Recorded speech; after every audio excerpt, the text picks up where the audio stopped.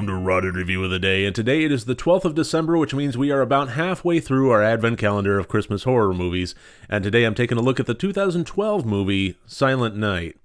Now, I'd never seen this movie before, but I heard that this movie was a bit of a remake of Silent Night, Deadly Night. And now that I've seen it, what I can say is I reviewed the entire Silent Night, Deadly Night franchise back last year at the Advent Calendar of Christmas Horror Movies. And what I can say about that is not really. It's a very different tone. It's a very different plot. It's a very different even Killer Santa than Silent Night, Deadly Night. But this does have a little bit of a kind of a love song to it. There are a few scenes, callbacks, and even kills that pay tribute to Silent Night, Deadly Night. So I guess in that regard, if you're a fan of the franchise, especially of the first movie, then you're definitely going to notice some similar scenes that are just kind of a little bit, like I said, of a bit of a love note to the franchise. But other than that, it's a fairly standalone movie, and honestly, the areas in which the two differ is one of the reasons why I didn't really care for this movie a whole lot. Now, this has a very high production value. It's a bit of a modern movie. It has a decent budget behind it. But what I found that it was lacking that the original Silent Night, Deadly Night had was a soul. This is a movie that's a great example of some good kills and some great camera work and so forth, but absolutely lacking in any sort of heart to it, and I think the movie really suffers as a result of that. So in this movie, we primarily follow the character of Aubrey, who is a sheriff's deputy in a small town that is known for having a big annual Santa celebration where hundreds of people dress up as Santa, go on a parade, and even get judged by the mayor as the best Santa. So in this Santa hubbub is a particular Where's Waldo situation when a Santa-dressed killer goes on the loose and starts with a spree, to which Aubrey and the sheriff, played by Malcolm McDowell, try to follow up the leads and figure out who's doing this and so on and so forth. Now, this movie, I think, had a fairly decent plot, surface level, just in terms of the story that it was telling. I mean, nothing spectacular, but, it's a Christmas slasher Santa kind of movie. It's not going to have anything too awful stellar, but I thought that they did an okay job with that. What I had more of a problem with was the way that they wrote the characters in the plot and the dialogue in the plot. The characters, everybody in this movie was so pessimistic and negative and dreary that it made it a very difficult movie for me to get into.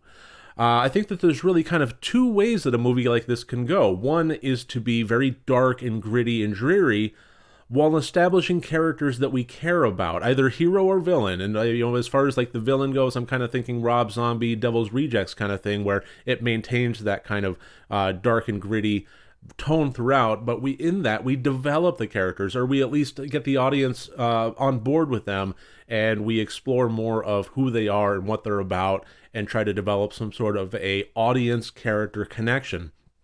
And that's a lot easier to do with the hero, in this case, the Aubrey, sheriff's deputy character, but I really didn't feel that. I really didn't try to explore these characters in a way that made me feel any kind of connection towards anybody.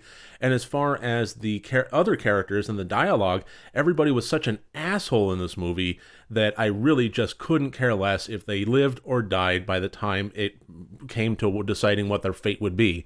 So from an audience standpoint, I was pretty checked out. I was enjoying what I was seeing as far as like the kills and so forth. Like I said, it was done very well. It had a high production value, and the technical score is going to reflect that. But just on me being absorbed into the movie, I really couldn't find myself doing that. I really didn't have anything to latch onto and care about. The other way that this could have gone is to have cardboard cutout characters and just be campy and reveling in the absolute silly, macabre nature of it all. And this didn't go that way either. This was really serious tone, and like I said, I can only say dreary so many times, but it was dreary. And like I said, everybody in this was just such an asshole that it just really made for... Okay, I think one of the ways that this could have really improved things was throughout the course of the movie, we had the Killer Santa be somebody that was methodical, and that was another way that this movie differed from the Silent Night, Deadly Night series, or even Christmas Evil, is a lot of times these movies will have characters that are mentally broken, and they're just doing their best to get by. They are integrated into society, they are coping, they are living their lives, and eventually they just get hammered until they reach a breaking point, snap, and grab an axe. And this one, we don't know who the Santa was. Well, until the very end, but we basically kind of get introduced to him just as a very methodical, very thought out and planned killer. And that was a very big differential there by having an anonymous character who very meticulously mapped out who he was attacking, why, and how in a very calculated and controlled manner. It was a very, very different tone and feel to the villain and to the movie as a result of that. But one of the ways that this movie really could have improved is if you're going to have that level of killer where he is taking the characters and, saying, you're naughty, so you're going to go on my list and you're going to get killed. If we had characters that we were able to latch onto, say we had characters that were positive and warm and receptive, and we actually cared about them, and then after their death, we found out what their secret in the closet was, why they were naughty, what Santa knew that we didn't as we exposed the underbelly of this town, then we would have had kind of more of a positive tone, more of a Christmas tone. This movie had characters that constantly cemented how terrible Christmas was. It's the time of year where everybody's just terrible and everything sucks and so on. But you're making a Christmas movie. Even if it is a horror movie, you're making a Christmas movie. You're kind of trashing the holiday that you're trying to build up a house on the foundation of.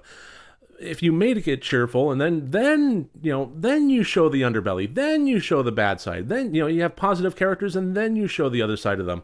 I think that would have lent itself to a lot more of an audience reaction, a lot more of an audience, capturing them to the screen. It definitely would have brought me in a little bit more. It would have been kind of baiting me with the hook of a positive Christmas movie with positive characters, and then as the characters get disemboweled, so too do my emotions. And I think that would have had a lot more of an impact. So I'm going to go and throw up all the scores here. As always, 4 different categories, each one worth up to 25 points for a total possible score of 100 points. And the plot is kind of the low earner on this one. That mostly comes down to the way that the characters were written, more than anything else. Like I said, as far as the fact that you had a killer Santa going around and chopping people up, how much can you really do with that? It's never going to be freaking Shakespeare, but it can be a fun, whimsical, or even heartbreaking movie. We've seen it before, and this one just never managed to reach out and achieve that level. And I think mostly that came down to how it wrote its characters. The intent kind of was an amalgamation. It was kind of it wound up in a place of average by having such a lackluster plot and characters meet up with such fantastic visuals. And make no mistake, the technical score is pretty high here, and that's because the visuals were good. This was very polished. This had a very, very major motion picture feel to it in terms of camera work, in terms of lighting, in terms of sound design. This was a very, very professional production, and the practical effects really lent itself to that. So this had some really great kills to it, and that is honestly one of the only ways that I would recommend this movie is to just kind of revel in those. I don't think if you're like me, you're not going to get terribly attached to the characters, but there's, we're horror movie lovers. There's something to be said for watching them get killed in interesting ways. So I guess, kind of wrapping this up as far as would I recommend this or not, I would say as an entirety of a horror movie, especially as a Christmas horror movie, I would say I probably wouldn't. Score of 58 out of 100. It's kind of, on the edge there. But if you are, kind of going in with expectations set where they are, if you're a big fan of Silent Night, Deadly Night, and you want to watch those kind of Love Note callbacks, or if you just want to mentally check out and watch some interesting kills, then I would say it's worth it. On that note, I would recommend it. So take that for what you will. That's my review of 2012 Silent Night. I really thank you for joining me here today. I look forward to seeing you tomorrow. If you like this video, please click like and subscribe. If you want to support me further, my Patreon and my merchandise storefront links are below. Remember, next time you want to watch a horror movie, first make sure that it's good and rotted.